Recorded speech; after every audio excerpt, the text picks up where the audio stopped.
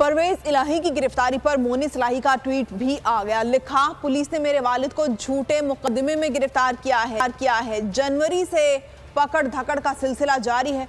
मोनिस इलाही ने कहा वो झुकने या डरने वाले नहीं हैं।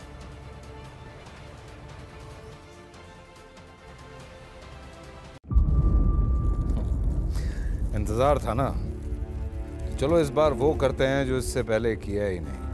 किस्मत की आंखों में आंखें डाल के जीतना होगा। सब में है शेर जैसी राह, जर्रा जर्रा भी हर कंटेस्टेंट को लगेगा पहाड़। लड़खड़ाना नहीं है, खोल दो अपने पंख अगर आसमान छूना है।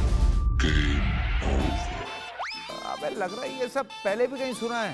एंटरटेनमेंट की गारंटी जनाब, क्योंकि यहाँ खेलोगे कूदोगे तो बनोगे नवाब। खुश रहो पाकिस्तान। खुश रहो पाकिस्तान, बुध और जुमेरात शाम 7 बजे सिर्फ बोल एंटरटेनमेंट पर। सब्सक्राइब करें और बेल दबाएं ताकि कोई खबर रह न जाए।